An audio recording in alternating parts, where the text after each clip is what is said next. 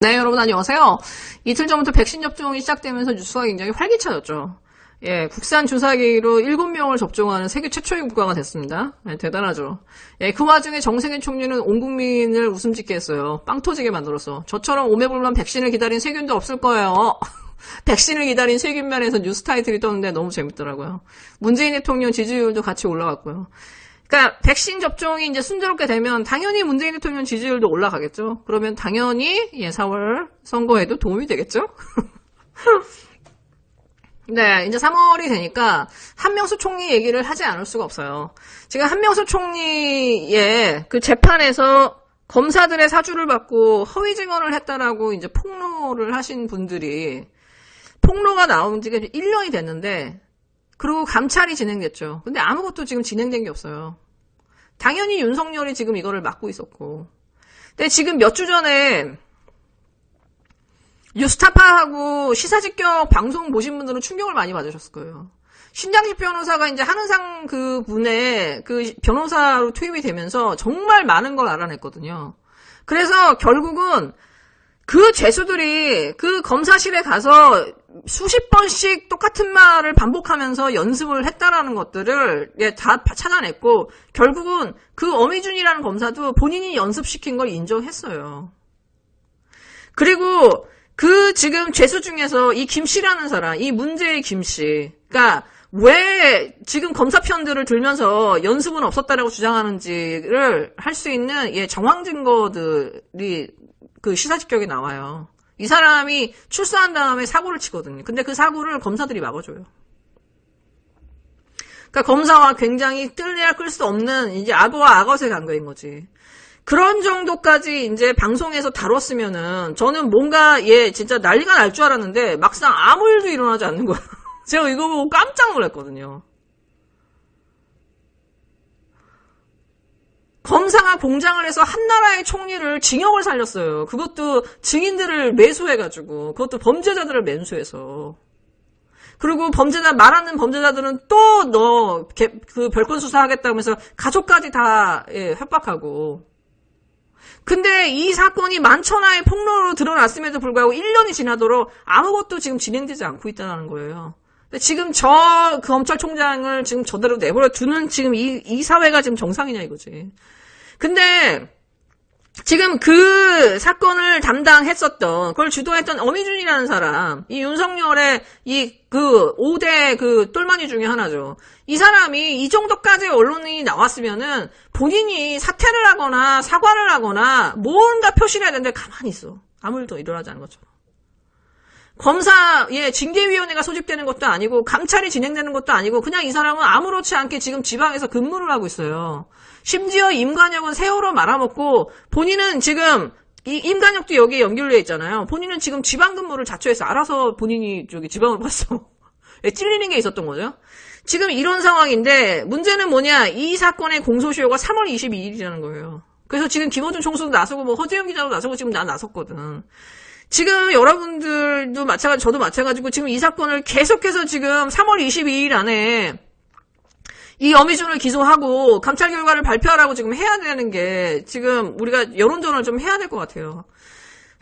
지금 이문정 검사가 수사권을 가져서 정말 게임 체인저의 역할을 할 수 있을지 지금 혼자의 힘으로 지금 좀 바꿔볼 수 있기를, 게임 체인저의 역할을 할 수 있기를 제가 좀 간절히 바라보지만은 사실은 여론도 지금 너무 조용한 상황이거든요. 지금 빨리 한명수 총리나 이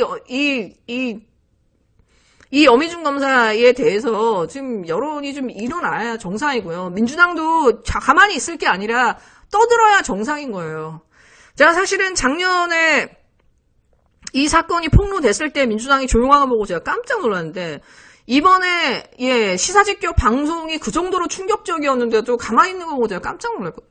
사실 한명수 총리는 억울하게 옥살이하고 지금 10년이 지나서 이게 폭로가 됐음에도 불구하고 지금 아무도 나서지 않고 있고 아무도 한명수 총리 도와주는 사람이 없는 거예요. 지금 이거는요 조국의 미래이기도 하고요 누구의 미래에도 마찬가지예요. 추미애의 미래가 될 수도 있어요. 한나라의 총리를 저렇게 만들었고 대통령을 저렇게 만든 집단이야.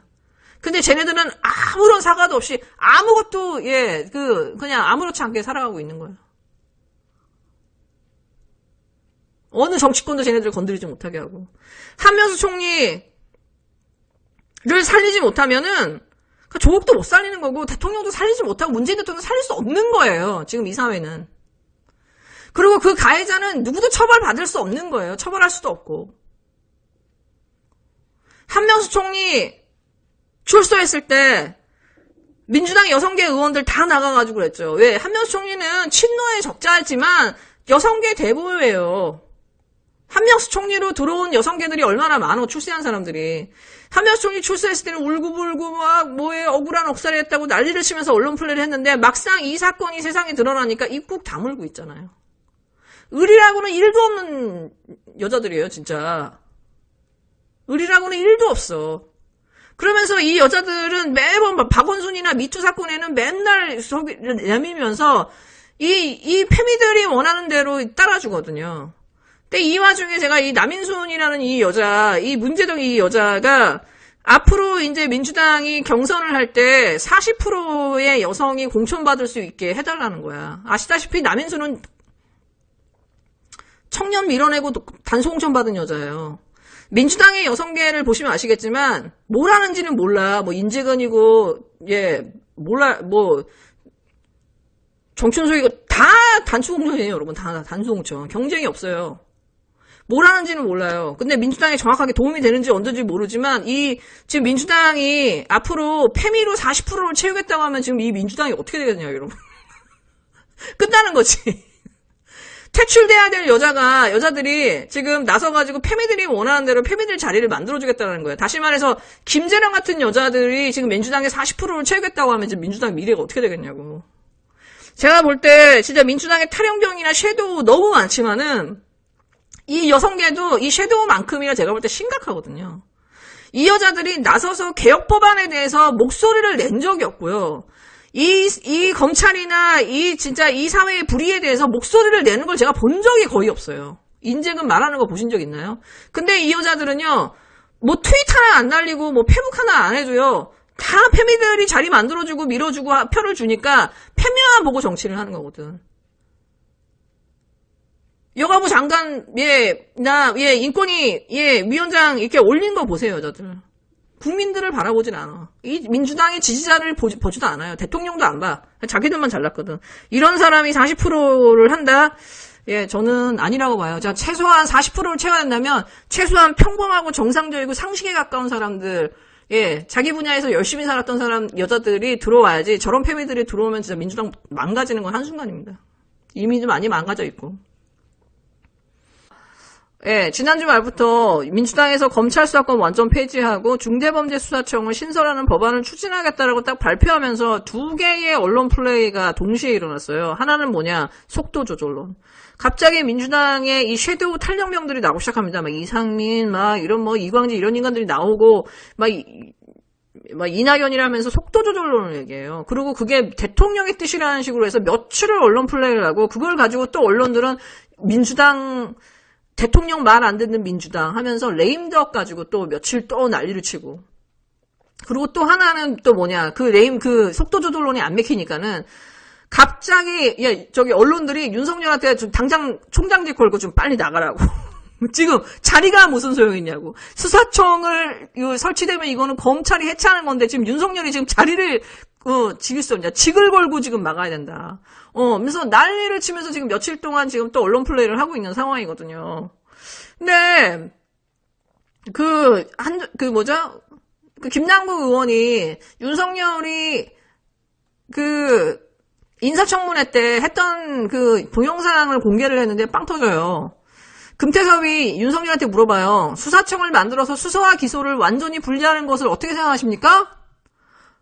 그건 매우 바람직한 방향이라고 생각하고 있습니다. 라고 얘기해요. 본인이 바람직한 방향이라고 생각했는데 지금 본인이 직을 걸고서는 수사청을 반대할 수 있는 명분이 뭐가 있어. 게다가 지금 이 조중동이나 척척이까지 나와가지고 윤석열을 벼랑 끝으로 물어넣는데 얘네들은 진짜 윤석열 속도 몰라. 윤석열은 총장 임기의 마지막 날 오후 6시까지 근무할 사람이에요, 이 사람. 이 사람이 직을 걸고 나올 사람이라면은 한동훈을 서울중앙지검장에 앉혀달라고 그 쩍벌을 하고서는 박범계 장관한테 부탁하는 그런 이상한 짓은 할 수가 없거든요. 예, 과연 윤석열이 어떤 식으로 할지 모르지만 지금 윤석열이 자리를 나오겠다, 뭐 책임자직을 걸겠다, 이건 다 구라예요. 이건 언론이 만들어내는 그냥 하나의 엄포일 뿐이고, 윤석열은 그 마지막 임기에 저녁까지 그 오후 6시, 7시까지 근무할 사람이다. 이 사람은 자리를 나올 생각이 단 1도 없는 사람이고 나올 수도 없는 사람이다. 예, 근데 지금 이 언론 플레이의 방향을 보고 있으면은 어저께 문재인 대통령이 딱 한마디 했어요. 민주당은 제발 단일화를 하라 내라. 단일화를 내야 당정청이 협의를 할 거 아니냐. 단일화도 나오지 않았는데 속도 조절이라는 게 어떻게 나와. 단일화는 없는데. 그러니까 문재인 대통령이, 그러니까 사실 대놓고 깔 수가 없으니까 돌려서 깐 거예요, 민주당 그 최고위한테. 언론 플레이 그만하고 나 붙달고 장난치지 말고 너네 그냥 단일화를 빨리 내. 그래야 우리가 이걸 협의를 할 거 아니야. 이게 문재인 대통령의 본심이에요, 여러분. 단일화를 내놓는 게. 저도 계속해서 몇 달 동안 얘기하는 게, 민주당의 최고위가 해야 될 일은, 민주당이 계속해서 이 안 내놓고 저 안 내놓고, 정말 사람들이 이제는 민주당이 뭘 하려는지도 잘 모르잖아, 이제. 정확하게. 너무 언론 플레이를 현란하게 하니까. 근데 구체적으로 뭘 하겠다라고 단일화를 내놓지를 않아요, 지금 최고위가. 문재인 대통령이 원하는 거는 단일화를 내놓으라는 거예요. 저는 한편으로는 제가 며칠 전에 최가우 의원이 검사징계법 폐지안을 지금 발의했잖아요. 검사들끼리 그 검사징계법을 가지고 서로 봐주고 뭉개고 있으면서 바깥에 공개하지 않고 자기들끼리 봐주고선 하는 거잖아.